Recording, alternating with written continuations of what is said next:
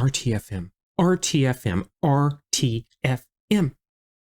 Everybody who knows me is probably sick of hearing me go on and on about it for sure. But those of us who play the classics, there's a reason. For some of us, it's because they want to know the features. Try playing Ultima Online without knowing the difference between Calvas Flamme and Corp 4. I dare you. Maybe you finally got your hands on WordPerfect 5.1 and are greeted with an empty blue screen when you loaded it up. For others, it's the art. It's not a duck.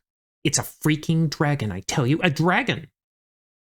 But for me, it goes back to a simple mistake long ago.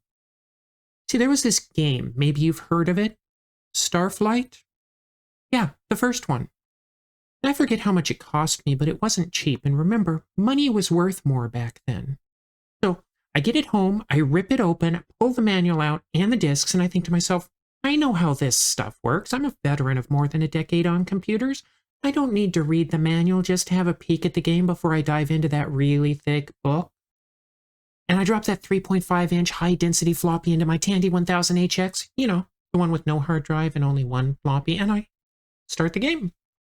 I go here, I go there, I spend all my in-game money on stupid stuff. I literally have no idea what I'm doing, and I'm just so happy to see these graphics and be thinking and doing stuff that seems so much better than the Quest games I've been playing up till then. I think it was the first Space Quest game because I remember being stumped at the laser fence about that time. And I think to myself, okay, that was cool. Let's reset and do things for real. Except there's no reset button. In fact, there's only a save button, no load button either.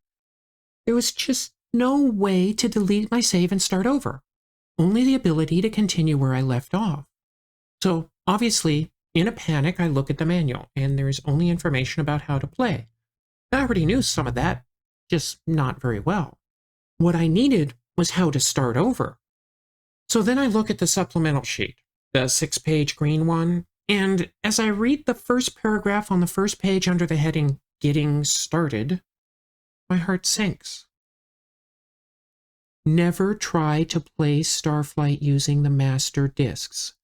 Boot your computer with a PC-DOS disk and make copies. After you have copied both disks, put the master disks away.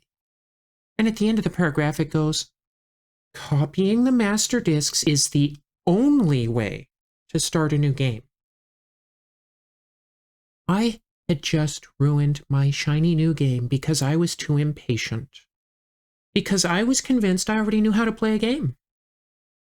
Ever since then, I read the manual. Game, appliance, automobile, that adorable Applejack plush I have on my desk next to a bunch of D&D books. You can bet I read her manual too, both sides. Did you know her hat is a proper blocked felt? Water will ruin it.